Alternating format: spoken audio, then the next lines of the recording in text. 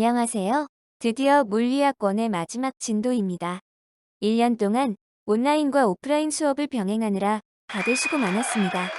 끝까지 잘 마무리하셔서 기말 시험에서 좋은 성적을 받으시기 바랍니다. 이번 주 학습 내용은 물질의 이중성인데요. 지난 단원이 파동이라고만 생각했던 빛이 입자의 특징을 가질 수 있다는 내용이었다면 입자라고 생각했던 전자 역시 파동의 특징을 가질 수 있다는 내용입니다. 먼저 물질파의 개념입니다. 프랑스의 물리학자 드 브로이의 이름을 따서 드 브로이파라고 하는데요. 물질의 파동성과 관련된 개념입니다. 드 브로이는 빛과 같은 파동이 입자의 성질을 가질 수 있다면 그와 대칭적인 현상이 가능하다는 믿음하에 전자와 같은 입자 역시 파동적인 성질을 가질 것이라고 그의 박사학위 논문에서 대담하게 제안하였습니다. 이것을 알기 위해서는 전자 같은 입자의 파동적인 성질을 확인해야 하는데 파동적인 현상의 예로는 회절과 간섭이 있습니다. 이런 드브로이의 가설을 실제로 확인해 보았던 실험을 알아봅시다. 우선 전자를 이용한 이중 슬릿 실험이 있습니다. 이전에 빛을 이용한 이중 슬릿 실험처럼 전자를 이중 슬릿에 통과시키면 통과하는 전자의 수를 증가시켜 스크린에 도달하는 전자의 수가 많을수록 전자에 의한 간섭 무늬가 잘 나타나게 됩니다. 우리의 상식에 의하면 전자는 분명히 입자인데 파동에서나 일어나는 간섭 무늬가 나타난 것입니다. 두 번째로 톰슨의 전자회절 실험입니다. 전자선과 X선의 회절 무늬를 서로 비교하는 실험인데요. 톰슨은 파장이 서로 같은 전자선과 X선을 얇은 알루미늄 방막에 쏘아서 같은 모양의 회절 무늬가 나타나는 것을 확인하였습니다. 이는 입자로 구성된 전자선과 전자기파의 일종인 X선이 모두 똑같은 회절 현상을 나타낼 수 있다는 것을 의미합니다. 세 번째 실험은 데이비슨과 거머의 전자회절 실험입니다. 앞의 두 실험에 비해 좀 더 어려운 실험인데요. 니켈 표면에 전자선을 쏘아서 반사된 전자의 양을 측정하였는데 특정 각도 약 50도 정도에서 튕겨나오는 전자의 양이 가장 많았습니다. 이 실험 결과는 전자가 니켈의 표면에서 반사되면서 간섭 현상과 동일한 효과가 일어났다고 해석할 수 있습니다. 이전에서 배웠던 빛의 얇은 막 간섭에서 막의 경계에서 일어나는 보강 간섭에 해당되는 현상이 니켈 표면에서는 전자가 50도 정도로 입사되었을 때 일어난 것이고 따라서 그 각도에서 튕겨나온 전자의 양이 가장 많게 측정되었다고 볼 수 있습니다. 좀 더 자세한 설명은 오프라인 수업에서 하겠습니다. 또한 이 실험 결과를 통해 구한 전자의 파장이 뒤에 나오는 드브로이 물질파 파장 공식에 의해 계산한 파장의 길이와 동일합니다. 이제 물질의 이중성에 대해 본격적으로 알아봅시다. 빛이 파동의 성질뿐만 아니라 입자의 성질을 가지고 있듯이 전자도 입자의 성질뿐만 아니라 파동의 성질을 가진다 라고 서술할 수 있습니다. 어떤 입자가 운동을 하면 파동적 성질이 나타나게 되는데요.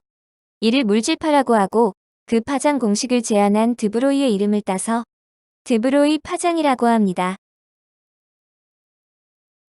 이때 물질파의 파장 람다는 물질의 질량과 속도를 곱한 값인 운동량 P에 반비례합니다. 식으로 쓰면 파장 람다는 운동량 P분의 플랑크 상수 H가 됩니다. 여기에서도 어김없이 플랑크 상수가 또 나오는 것을 알 수 있습니다. 일상생활에서는 여기서는 입자들이 큰 거시적 현상 세계를 말합니다. 물질의 파동성을 관찰하기가 어렵습니다. 그 이유는 플랑크 상수가 매우 작기 때문에 운동량이 아주 작지 않으면 물질파의 파장이 매우 짧아 관찰이 어렵기 때문입니다. 원자나 전자와 같이 질량이 매우 작은 입자는 운동량이 매우 작겠죠? 그래서 물질파의 파장이 입자의 크기에 비해 상대적으로 커서 위와 같은 실험을 통해 파동적 현상을 관찰할 수 있습니다. 전자뿐만 아니라 양성자나 중성자, 그 외 소립자 등에서 간섭 현상이 실험적으로 증명되었습니다. 그리고 입자에서도 빛과 마찬가지로 하나의 현상에서 입자성과 파동성이 동시에 관측되지 않습니다. 왜일까요? 빛의 이중성 시간에 이미 말씀드린 적 있습니다. 빛과 물질의 이중성 현상의 가장 큰 특징이므로 잘 알아두시기 바랍니다. 다음은 전자의 파동성을 이용한 전자현미경입니다. 전자현미경에 대해 본격적으로 알아보기 전에 기존 렌즈와 빛을 이용한 광학현미경의 한계부터 알아봅시다. 광학현미경은 가시광선을 사용하기 때문에 가시광선의 파장보다 작은 물체를 선명하게 보기 어렵습니다. 시료를 통과하는 빛의 회절 현상 때문에 시료에 가까운 두 지점에서 오는 빛을 구분하기 어렵기 때문이죠. 이때 분해능이라는 개념을 사용하는데요. 서로 떨어져 있는 두 물체를 구별할 수 있는 능력을 의미합니다. 주로 광학기기로 구분할 수 있는 최소 거리로 표현합니다. 즉, 분해능이 작은 현미경이 좋은 현미경입니다. 망원경의 성능 역시 분해능으로 나타낼 수 있는데 만약 어떤 망원경의 분해능이 크다면 서로 떨어져 있는 두 별임에도 불구하고 하나의 별로 인식할 수 있는 것이죠. 그래서 역사적으로 쌍성은 뒤늦게 발견되는 경우가 많았습니다. 그리고 분해능이 좋으려면 사용하는 렌즈의 지름이 클수록 빛의 파장이 짧을수록 그래야 회절 현상이 감소하기 때문에 분해능이 좋아집니다.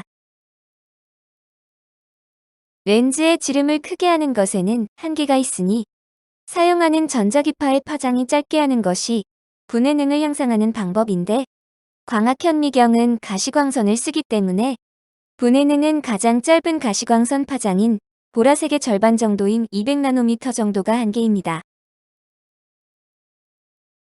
이제 전자현미경에 대해 알아봅시다. 빛 대신에 전자의 물질파 성질을 이용 전자선을 사용하는 현미경인데요. 전자의 물질파는 그 파장이 매우 짧기 때문에 배율과 분해능이 높아 더 작은 물체를 관찰할 수 있습니다. 전자현미경에 사용되는 전자선의 드브로이 파장을 구해보는 과정을 알아봅시다. 전자현미경 속 전자총에서 전자를 방출하고 전압을 걸어주면 전자는 운동에너지를 갖게 됩니다. 식으로 표현하면 전압 V로 가속했을 때 전자가 받는 에너지는 전하량 2의 가속전압 V와의 곱과 같고 이 값은 운동에너지로 전환됩니다. 운동량 P를 이용하여 운동에너지를 표현하면 EM분의 P제곱이 됩니다. 이 식에서 운동량 P를 구하면 P는 루트 EMEK 또는 루트 EMEV가 됩니다. 이 운동량 값을 이용하여 드브로이의 물질파 공식에 대입, 전자의 파장을 구할 수 있습니다. 파장 람다는 루트 EMEK분의 H, 그리고 루트 EMEV분의 H이군요. 매우 작은 값이므로 광학현미경에 비해 훨씬 분해능이 좋아집니다. 또한 전자현미경은 유리나 플라스틱으로 만든 광학 렌즈가 아닌 코일을 사용한 전자석 자기렌즈를 사용합니다. 전자가 자기장에 의해 경로가 휘어지는 성질을 이용한 것이죠. 코일에 흐르는 전류감을 조정하면 휘어지는 정도를 조절할 수 있으므로 배율을 원하는 대로 조정할 수 있습니다. 현재 사용되고 있는 전자현미경의 종류는 크게 투과 전자현미경 템과 주사 전자현미경 셈이 있습니다. 그 외 양자 터널링 효과를 이용한 전자현미경인 STM이나 AFM도 있지만 조금 원리가 달라서 여기에 들어가지 않은 것 같습니다. 이건 주로 원자현미경이라고 합니다. 먼저 투과 전자현미경입니다. 시료를 투과한 전자선에 의한 물체의 상을 대물렌즈와 투사렌즈로 확대하여 필름이나 형광면에 투사시켜 관찰하는 전자현미경입니다. 전자선을 투과시켜야 하므로 시료를 아주 얇게 만드는 것이 필수입니다. 그리고 형광 스크린에 전자가 도달된 모습을 보게 되므로 시료의 2차원적 평면 구조상을 관찰하게 됩니다. 다음은 주사 전자현미경인데요. 가속된 전자선을 시료의 표면에 차례대로 주사하여 시료 표면에서 발생하는 2차 전자를 검출, 물체 표면의 입체 영상을 관찰하는 전자현미경입니다. 추가 전자현미경과의 차이점을 아시겠나요? 전자가 시료를 통과하지 않고 표면을 스캐닝하기 때문에 모니터에 형성된 시료의 3차원적 입체상을 관찰할 수 있습니다. 마지막으로 광학현미경과의 비교입니다. 아래 표를 채워봅시다. 전자현미경은 빛 대신 전자전을 사용하고 자기렌즈를 쓰며 현미경 내부는 반드시 진공이어야 합니다. 진공이 아니면 전자가 입자적 성질을 갖게 되어 경로에 방해가 되기 때문이죠. 다음 장에 나오는 현미경의 구조 그림도 참고하시기 바랍니다. 예제는 2번 문제를 보겠습니다. 물질파의 파장 공식 람다는 mv분의 h를 떠올리면 됩니다. 질량과 속력의 곱을 각각 계산하면 a는 2nv, b는 4nv가 되고 파장은 이 값의 역수에 비례하므로 그 b는 2대1입니다. 다음 쪽에 수능 모의고사 기출 문제가 있는데요.